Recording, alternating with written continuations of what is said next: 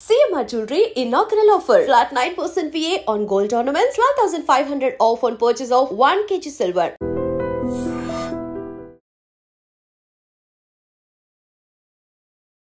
Hi hello నమస్తే welcome back to our channel. నేను మీ వైషు. ర్యాగింగ్కి ఒక ఫస్ట్ ఇయర్ విద్యార్థి బలైపోయాడు. అంటే ఎప్పటి నుంచో నో ర్యాగింగ్, యాంటీ ర్యాగింగ్ అని చెప్పేసి కాలేజీలో ప్రతి కాలేజీలో ఉంటూనే ఉంది. అయినప్పటికీ కాలేజీలో లేని స్టూడెంట్స్ వచ్చి ర్యాగింగ్ చేయడం వల్ల ఆ అబ్బాయి చనిపోయే వరకు వెళ్ళాడు. అది కూడా వీడియో తీసి మరి. ఎందుకని స్టూడెంట్స్ ఇంత పిరికిగా మారిపోతున్నారు? ఆ అబ్బాయి ఎందుకు కంప్లైంట్ చేయలేకపోయాడు? ఈ విషయం గురించి మాట్లాడడానికి ఈరోజు నాతో పాటు రజనీ రమ్మ గారు ఉన్నారు. మేడంతో మాట్లాడదాం. హలో మ్యామ్, నమస్తే. నమస్తే అమ్మా. సో ర్యాగింగ్ అనేది లేదు, ఉండొద్దు అని చెప్పేసి కాలేజీలో యాంటీ ర్యాగింగ్ స్క్వాడ్స్ ఉంటాయి. కానీ ఆ అబ్బాయికి అంత ఇబ్బంది ఉందన్నప్పుడు కనీసం కంప్లైంట్ చేసే అంత ధైర్యం ఎందుకు లేదు? ఫ్రెండ్స్ అడిగితే కూడా చెప్పలేకపోయాడంటే ఎందుకని వాళ్ళ మైండ్ అంత వీక్గా అయిపోయింది అంటారు మ్యామ్? ఫస్ట్ ఆఫ్ ఆల్ వచ్చేసి ఆ అబ్బాయి ఏదో ఊరు నుంచి వచ్చి చదువుకుంటున్నాడు. అవును, అంటే అంత స్వేచ్ఛాజీవి కాదు. కరెక్ట్. ఊర్లో ఒక పద్ధతిగా పెరిగినవాడు, భయభక్తులతో పెరిగినవాడు. చదువుకోవాలి, చదువుకుంటే మంచి భవిష్యత్తు ఉంటుంది అన్న ఉద్దేశాలతో పెరిగినవాడు. వచ్చాడు, చదువుకుంటున్నాడు. చదువుకుంటున్నప్పుడు first year second year? First year. అంటే వీళ్ళు ఏమంటారంటే రాక్షసులు ఉంటారనమాట చుట్టూత. ఎక్కడికి వెళ్ళినా అక్కడ రాక్షసులు కొంతమంది ఉంటారు, కొంతమంది బలైపోతూ ఉంటారు వాళ్ళకి. ఇప్పుడు ఈ సంఘటన నాకు అదే అనిపించింది. పాపం చక్కగా వచ్చాడు, చదువుకుంటున్నాడు, వాడి మానాన్ని వాడు ఉన్నాడు. కొత్తగా వచ్చిన స్టూడెంట్స్ మీద వీళ్ళకి ఎందుకు కన్ను? ఇప్పుడు యాంటీ ర్యాగింగ్ అని వచ్చింది. అసలు ఈ మధ్యకాలంలో వినట్లేదు మనం, చాలా అయింది. సో ఇదే వింటున్నాం ఈ కేసు. ఇది ఇలా వాళ్ళు సీనియర్స్ కూడా కాదు, పాస్డ్ అవుట్. నీకేం సంబంధం కాలేజ్తో?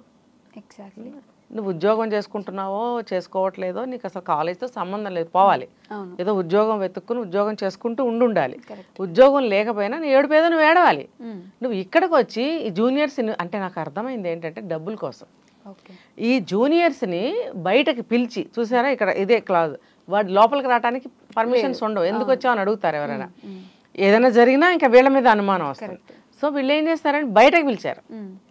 ఇప్పుడు నువ్వు అన్నట్టు ఈ అబ్బాయి బయటకు ఎందుకు వెళ్ళాలి? అంత అమాయకత్వంగా ఎందుకు వెళ్ళాలి? అసలు ఎందుకు పిలిచారు? వాళ్ళకి పరిచయం ఎలా ఉంది ఈ అబ్బాయితో? పరిచయం ఏముండదు. మేము సీనియర్సము, మీరు ఇప్పుడే జూనియర్స్, బయటకు రండి అని ఏదో ఒక చిన్న ఎవరితోనో కబుర్ చేసి ఉంటారు.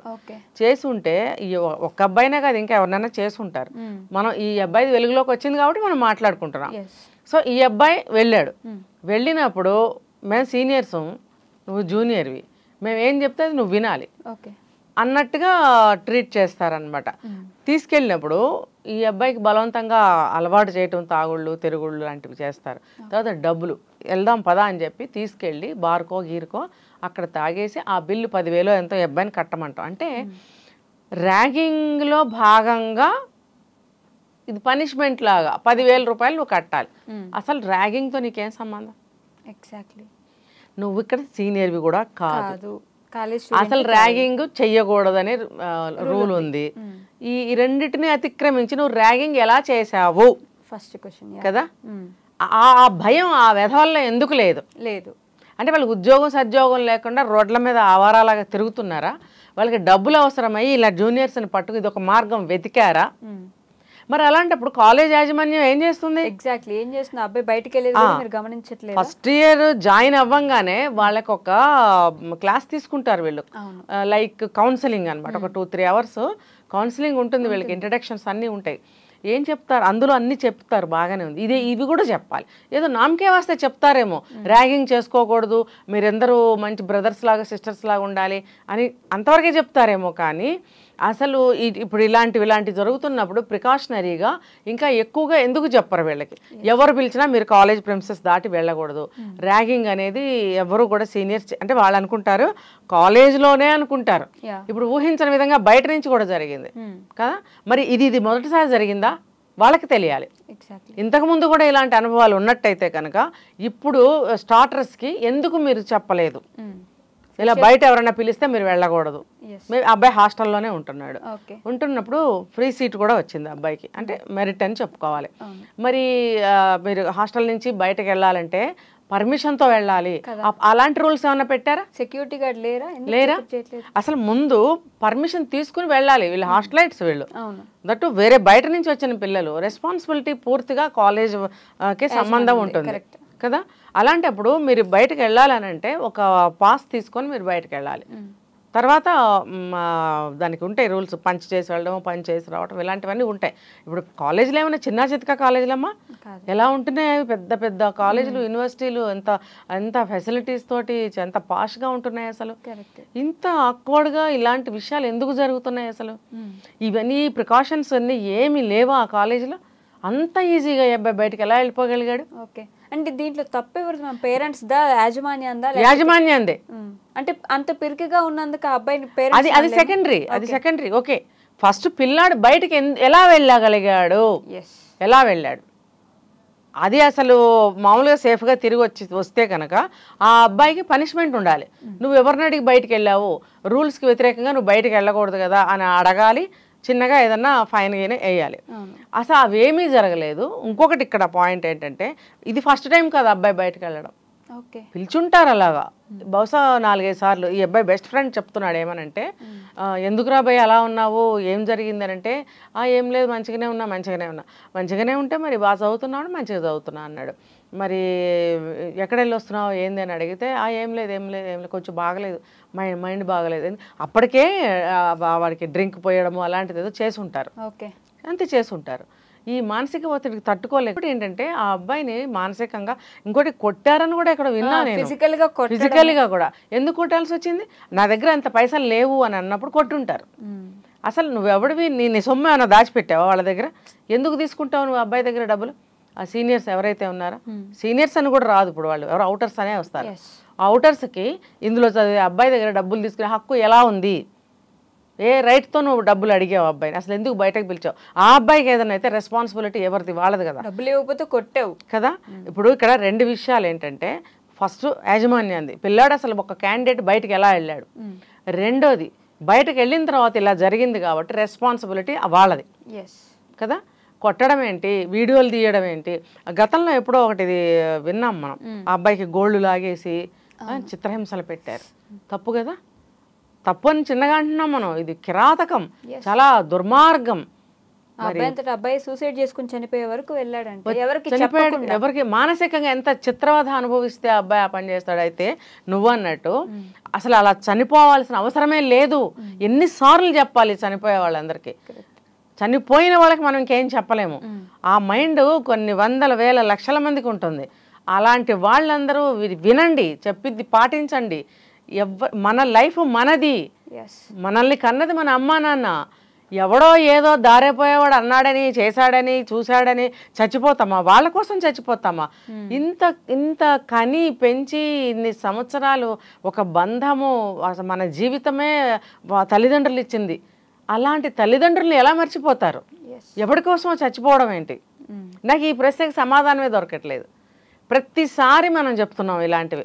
మీరు అలా అనిపించినప్పుడు కంప్లైంట్ చేయండి. నువ్వు పోలీస్ దాకా వెళ్ళక్కర్లేదు బాబు. నీ ఫ్రెండ్స్కి చెప్పు, నీ లెక్చరర్కి చెప్పు, ప్రిన్సిపల్కి చెప్పు, అమ్మ నాన్నకి చెప్పు.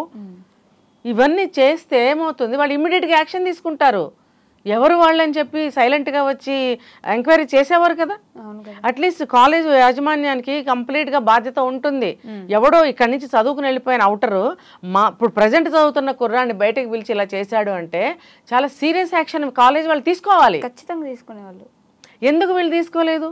చెప్పుంటే కదా. అప్పుడు ఆ పక్కన అబ్బాయికి తెలిసింది కదా ఏదో బాధపడుతున్నాడు. వాళ్ళ ఇంట్లో వాళ్ళకనే తెలియజేశాడు. రైట్, ఈ అబ్బాయికి చెప్పాడు. చెప్పడం కూడా ఇది కూడా బెస్ట్ మెథడ్. ఫ్రెండ్స్కి కూడా చెప్పాలి. ఏదో చెప్పాడు, నాకు బాగుండట్లేదు, చదవాలనిపించట్లేదు, వెళ్ళిపోతా ఇలా అన్నప్పుడు వెంటనే ఆ పక్కనున్న అబ్బాయి అయినా సరే, వాళ్ళ పేరెంట్స్ కన్సర్న్డ్ ఎవరన్నా కొంచెం దగ్గరగా ఉన్న లెక్చరర్స్ ఉంటారు, లేదా హాస్టల్ అయితే కనుక వీళ్ళ హెడ్ ఎవరో ఉంటారు, తర్వాత పేరెంట్స్, వీళ్ళకి తెలియజేయాలి కదా. ప్రిన్సిపాల్ గారికి తెలియజేయడం కూడా తప్పేం లేదు. ఆయన స్టూడెంటే కదా. సార్ ఇలా అంటున్నాడు, ఏదో దేనికో బాధపడుతున్నారు, ఒకసారి మీరు మాట్లాడండి సార్ అంటే వాళ్ళు కౌన్సిలింగ్ తీసుకుంటారు కదా. అసలు ఏం జరిగిందని తెలుసుకుంటారు కదా.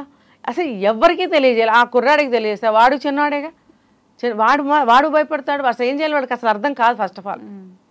సో వాడు విని ఏదో ఓదారుస్తాడు అంతవరకే. వాళ్ళకి చెప్పాలి వీళ్ళకి చెప్పాలని తోచదు. ఒకవేళ తోస్తే మహా అయితే వాళ్ళ తల్లిదండ్రులకు చెప్తాడేమో. అంటే వాడు సూసైడ్ చేసుకుంటాడు అనే ఆలోచన అబ్బాయికి రాదు. అట్లీస్ట్ లేదు, అబ్బాయికి జ్వరం వచ్చింది లేవలేకపోతున్నాడు అంటే వాళ్ళ అమ్మ వాళ్ళకి చెప్తారు కదా. మరి ఇలాంటి ఎందుకు చెప్పరు? నేను ఇదే చెప్తున్నా, మొత్తుకొని ప్రతిసారి చెప్తున్నా నేను. తల్లిదండ్రులకు చెప్పండి, ఫ్రెండ్స్కి చెప్పండి, మీ లెక్చరర్కి చెప్పండి, మీ ప్రిన్సిపాల్కి చెప్పండి, అట్లీస్ట్ అటెండర్కి ఎవరుంటే వాళ్ళకి చెప్తూ ఉండండి. అది స్ప్రెడ్ అవుతుంది ఆ విషయము. మీలో మీరు దాచుకుని తల్లిదండ్రులు ఇచ్చిన జన్మకి భగవంతుడు ఇచ్చిన జీవితాన్ని మీరు ఎందుకు నాశనం చేసుకుంటున్నారు? వాడెవడో దారైపోయేవాడి కోసం చనిపోవటం ఏంటి? నీకు బ్రహ్మాండంగా ఫ్రీ సీట్ వచ్చింది, బ్రహ్మాండంగా చదువుకుని నువ్వు ఒక మంచి స్టేజ్లో ఉండవలసిన అబ్బాయివి, తల్లిదండ్రులు నీ మీద ఎన్నో ఆశలు పెట్టుకుంటారు, నీకు తల్లిదండ్రులు అంటే ప్రాణం. అటువంటి బంధాన్ని కాదనుకుని ఎవడో దరిద్రుడి కోసం నువ్వు ఎలా చచ్చిపోయావు బాబు? ఎగ్జాక్ట్లీ. చాలా అంటే హృదయ విదారకంగా ఉందన్నమాట. కాబట్టి ఈ ర్యాగింగ్ అనేది మనం చెప్పకపోయినా వాళ్ళు తీసుకోవాల్సిన యాక్షన్ ఏంటంటే ఇలాంటివి జరిగినప్పుడు కఠినంగా శిక్షించాలి. ఇప్పుడు ఎవడైతే బయటకు పిలిచి ఈ పిల్లాడిని అటాక్ చేశారో వాళ్ళందరినీ పట్టుకోవాలి, వాళ్ళని కఠినంగా శిక్షించాలి. తర్వాత యాజమాన్యానికి కూడా ఇందులో బాధ్యత ఉంటుంది కాబట్టి మరి వాళ్ళని వాళ్ళ పేరెంట్స్ అయినా, సమాజంలో వాళ్ళైనా, అక్కడ ఉన్న స్టూడెంట్స్ పేరెంట్స్ అందరూ అయినా ఆ యాజమాన్యాన్ని ఏమని ప్రశ్నిస్తారో మనం wait and see. Okay ma'am, thank you. నిజంగా ప్రస్తుతం ఉన్నటువంటి సమాజం దేనికి ప్రయారిటీ ఇస్తుంది? ఆర్థిక సంబంధాల చుట్టూ మాత్రమే తిరుగుతుంది. మళ్ళీ ఎన్నికలంగానే చాలా విరక్తి కలుగుతాం. మంచి అనిపిస్తుంది కదా, లేడీస్ కూడా ఛాలెంజింగ్ జాబ్స్ చేసినప్పుడు చాలా బాగుంటది. ట్రాఫిక్ అసిస్టెంట్స్ గా నియమించిన ట్రాన్స్జెండర్స్ అందరితో సాల్యూట్ చేయించుకుంటున్నారు. ఫుడ్ డెలివరీ ఇవ్వటానికి వెళ్ళినటువంటి డెలివరీ బాయ్ అనిల్ పై కళ్ళ ముందు